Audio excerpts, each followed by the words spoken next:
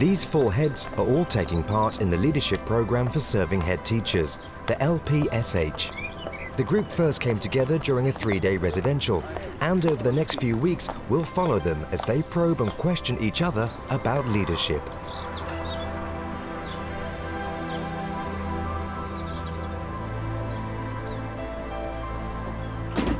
My name's Sophie Parker. I'm the head teacher of Ashwood Park Primary School. I'm Sally Garrett, head teacher at the 7/8 Centre. My name is James Stanford. I'm head teacher at Milton-on-Stour Primary School. My name is Caroline Wilkins. I'm head teacher at Ramville's Junior School. Class 4. Through a series of school visits, we'll examine the issues that each head is grappling with and what they need to do to become better leaders. My issue has been team building and reducing the amount of paperwork. My main focus was looking at team commitment within the staff. Making sure that there is clarity of vision. And my biggest challenge is turning a good school into an outstanding one. Ramville's Junior School near Portsmouth is about to receive some special guests. Sally, James and Sophie are making their first visit to the school. Hello. Hello. Good morning. Morning. Morning. Hello. Come on in. Thank you. The purpose of today's visit is to see how well Caroline is addressing her leadership issues. It's a successful school. It needs to be better. I don't think we're not complacent in that. We want to be an excellent school. So it's about how do you get from good to excellent? How do you keep people moving on that continuum? I'm very driven. I know what I want, and I am determined to get it. And that can be a weakness as well. I'm very focused. I've got a lot of energy and I've got a lot of enthusiasm, and I mostly find that I am able to take people with me by sharing my thinking, by getting them involved, by listening to what they say and making sure their ideas are included. Oh, stop there. Brilliant. Give yourself a clap. So what we have learned so far, where would face be? As part of the LPSH programme, the staffs in all 4 schools were given a questionnaire about their heads' leadership styles. The feedback from this questionnaire has formed the basis for discussion within the group. I remember on the questionnaire, you get all your ticks in boxes, your blobs in boxes, and on one side there was somebody whose blobs were not in line with all the others. And when I sat with my co-coaching group to go through that data, I said, look at this person, you know, this person doesn't agree with anything I'm doing. And I was quite anxious and worked out, who is this person, needed to know. And one of my group said, what makes you think it's one person? Maybe in everything you do, there's someone who doesn't quite get it. And that really made me think, crumbs, have I left someone behind in everything? It's such an interesting thing. Again, we debated this hotly at the start. And it's made me very much more aware of getting people on board before we start something new. And actually the need to develop relationships with those people who maybe feel I don't understand them. It's something we've struggled with. We started off with a life coach actually coming into the school, and she came in, did an inset day first of all, and tried to get people into the thinking of what is work-life balance. This visit is Caroline's first opportunity to show her colleagues how she leads the school. I've mainly used the coaching model of leadership to help me work alongside people, but not to do the work for them, to help them to see what they're doing and why they're doing it, and get them to be proactive. Would that make sense? There's like potential. Thanks for this tour this morning, really enjoyed it. Lots of lovely space and displays. When we went reflecting back on what we were talking about in October, you were working with all your staff around team building and improving relationships. What's worked and what have you done? Well, there are 2 parts to the team building thing, really. The part of it was about me building relationships with the staff and getting to know some people better, and actually developing relationships between people and being more visible around the school. And the other part has been to do with the life coaching and the work-life balance and actually developing the relationships between people. Morning, Mrs. Hurst. How are you? Do you want to come on through? There's quite a few of us. Thank you. Thank you. I've tried to make more effort to get out into classrooms in the morning, go around and see the staff, be in classrooms and so on. But also get into the staff room at lunchtime and just sit with people that I wouldn't normally have a chance to sit with and catch up, and finding out what's going on in people's lives outside school as well. Fantastic. What a great start. Links that you talked before about trying to be outside when the parents and children were arriving, and if you had that same sort of feedback from the parents. I'm not actually brilliant at getting out still first thing in the morning. That's something I thought would make a big difference, and I'm not brilliant at it because I actually want to get round to the classrooms and see the teachers and make sure that, you know, to do the thermometer check to make sure that everybody's okay for the day. So you're investing more of your own time in going around the classes. Is there anything you're having to find other time to do in here? Yes, the big pile of paperwork in the corner. I mean, when I started this, we drew a shield, didn't we, of ourselves, and I drew a picture of myself stuck behind a desk with the door closed and this big mountain of paperwork, and I felt that I could never leave this door, even though the staff room was literally just outside, because I had all this work that I was responsible for doing and accountable for it all. And I think giving myself permission to get out of here and say, actually, I'm going to leave that now because the next 20 minutes or the next hour is going to be really important. So take it well, and you've enjoyed it. Yeah. You talked earlier on about the pace, didn't you, and the pace of change. Is that something you would reflect on and think about? Yes, definitely. Next time. I'm a very driven person myself, and so I make the assumption that everyone else is driven as well and will happily drive alongside me at quite a pace. And I think what I've recognised is that we have to work as a team and move at a team pace and take everybody with us.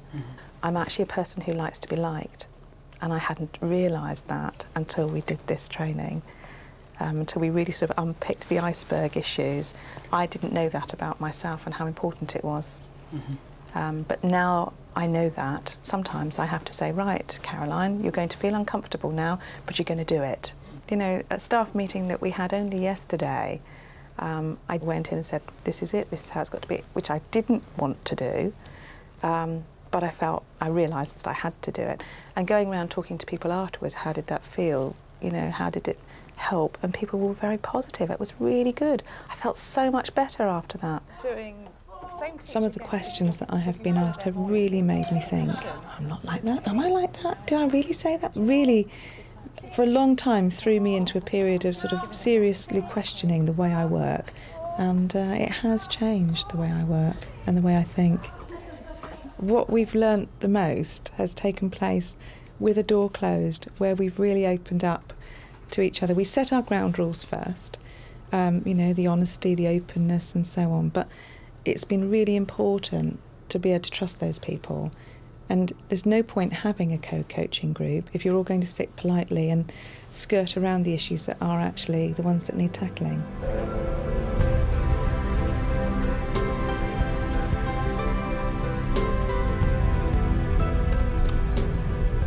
A few miles away, Sally's head teacher of the Sevenoaks Centre.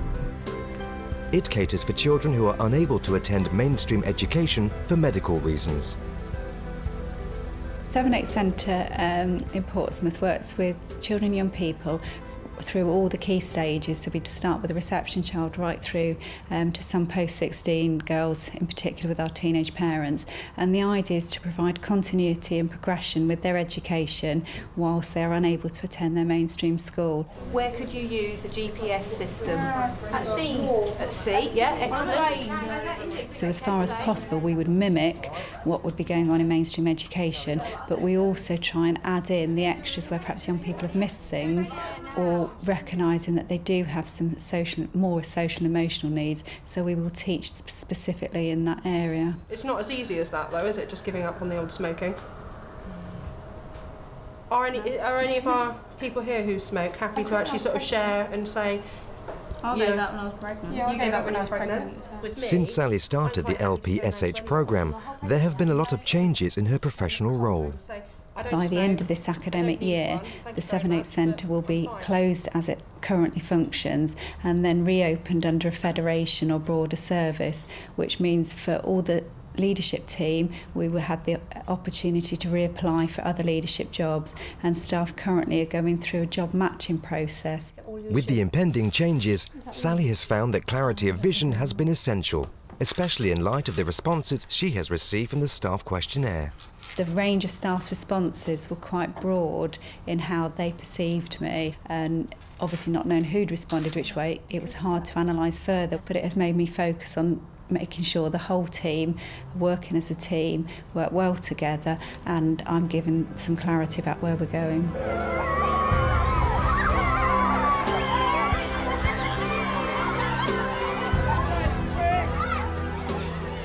Teamwork is something that Sophie is also keen to improve. There are over 50 members of staff and some 400 children on roll at Ashford Park Primary School in Middlesex. For me, I think I find the most challenging is dealing with the amount of paperwork and the demands on me personally. I have a very large staff and they all want a piece of me, and I obviously have to be able to give them that time, and also the children. We have a lot of children in school, to be able to give them the time that they need. Today, the co-coaching group have come together for a first-time visit to the school. Sophie starts the day with a tour. This is year 4. How many are in this classroom?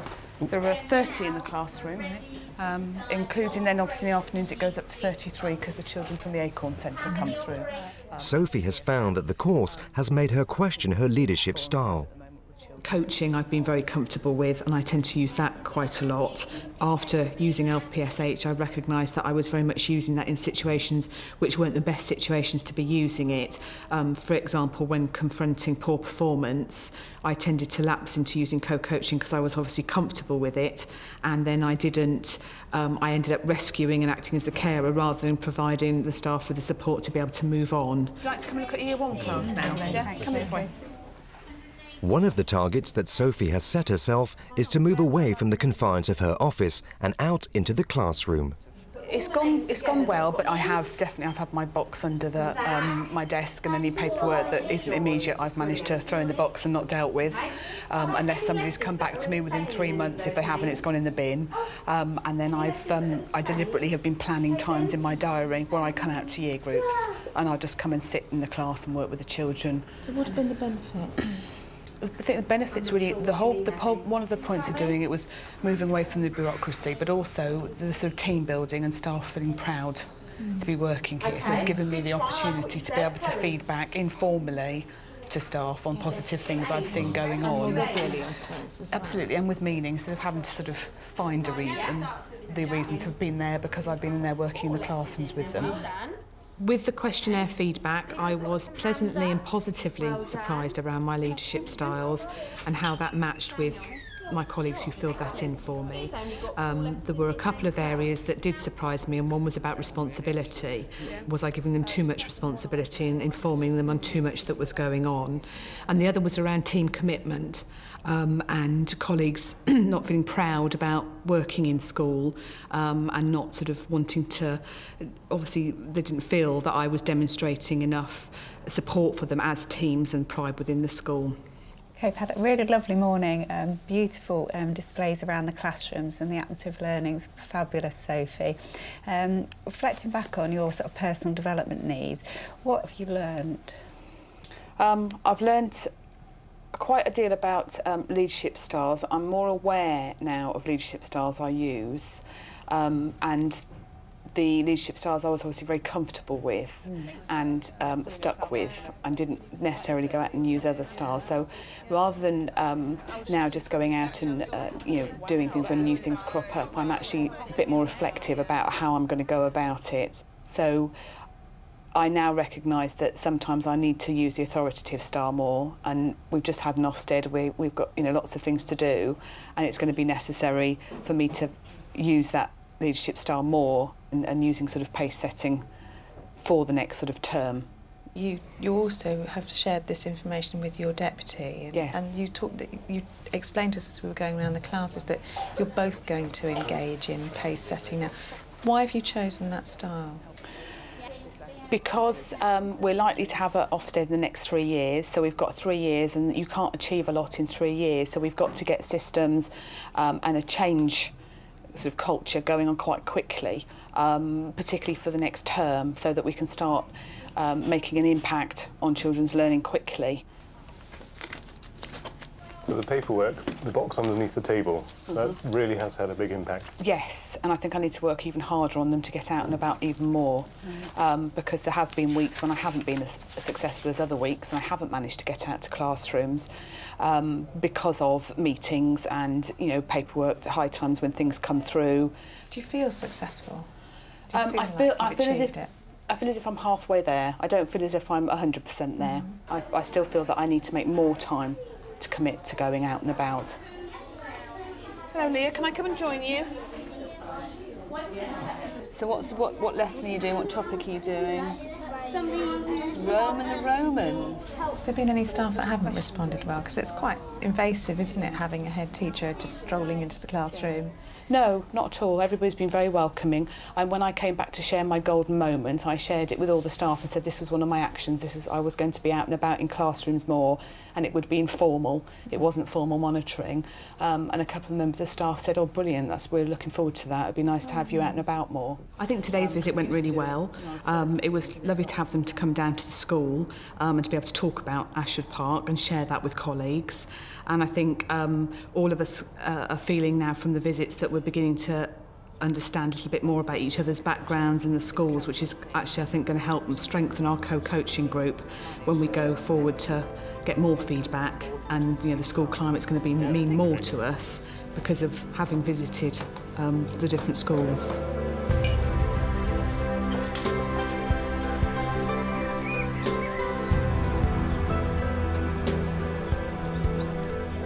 Good morning, everybody.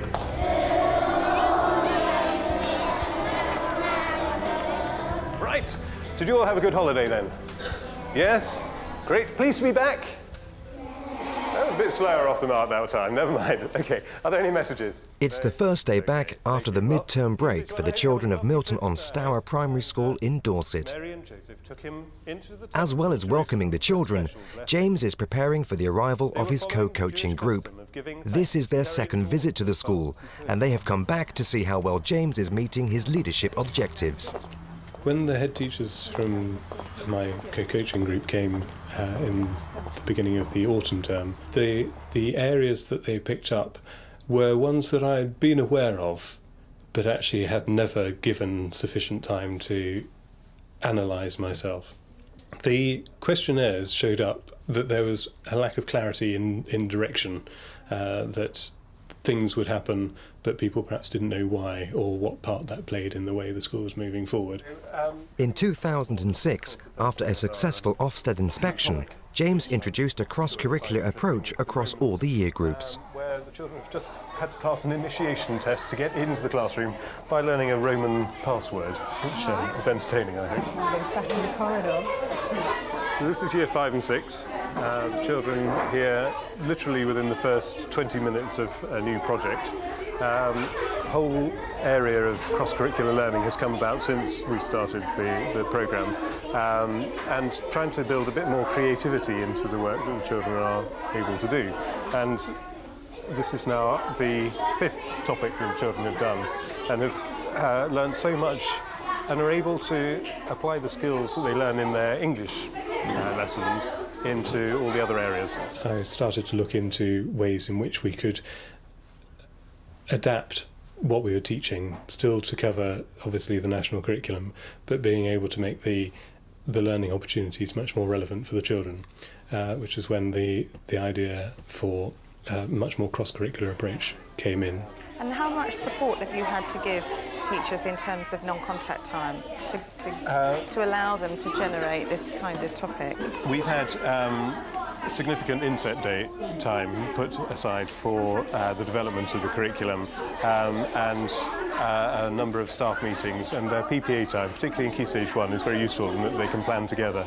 And it's been quite remarkable actually how creative they are becoming. The most recent changes have mainly happened with the existing teaching staff, and they've been hugely adaptable and very keen to work as a unit.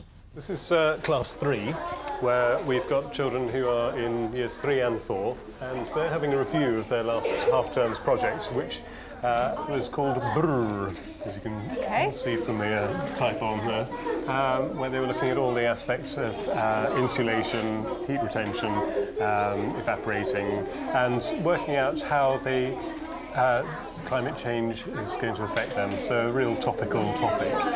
The other thing I wanted to ask you is, obviously you mentioned earlier this is your deputy head's project for her MPQH. Yes. And presumably she's doing that because she wants to be a head teacher, which is going to leave you in a situation where you've got to keep this going. How are you going to, how do you see that happening? I think, yes, obviously NPQH is a great springboard into headship, and as a whole school project, this is ideal because it became her project, having already been something that we've been working on as a whole staff.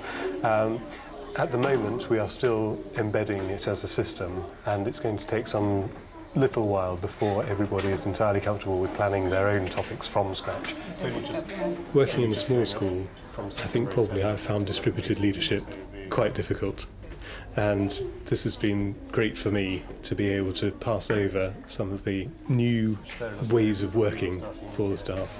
I think it's always been a wish of mine to help people move forward, and whether that's the children or staff, it's been very important for me to know that people feel that they've got ownership of the different initiatives that we've put in place. One of the things you were looking at was clarity, wasn't it, to your leadership? So how have you managed to make sure that this whole project with the cross-curriculum has helped you to develop the clarity, and what's worked and what hasn't worked? I think always staff will feel most comfortable with familiarity, and sometimes letting that familiar territory go can be quite unnerving. And so we've worked really hard and tried to make sure that everything is clear in the way that the project is moving forward. And it genuinely is cross-curricular, isn't it? 'Cause that little girl that we saw this morning, when I said to her, so is this English or history that you're doing? And she said, I don't know, we're just learning. Yes. So, you know, that's learning at its best, isn't it? If you were going to do a project like this again, because this is quite a huge project, isn't it, for a school, is there anything that you would, or from this point onwards, you would do to develop your learning further as a leader? I think that it has taught me an awful lot about the way teachers are learners, and maybe I have made assumptions about teachers' learning styles that I need to take more care of in the future. But I think if I were to be introducing another project as so far away from what we've been doing in the past, I would want to make sure that everybody had more time before we actually started in order to clarify their views. Linked to that, James, we talked again when we last visited about, and I think all of us reflected on this, it's quite hard sometimes to challenge underperformance. Has this helped you to do that? Very much so. The way that the staff have been able to work has been much more of a way of self-supporting, which has really meant that in many ways underperformance hasn't been there, because everybody has been trying extremely hard to take on board all the new initiatives that have developed from this.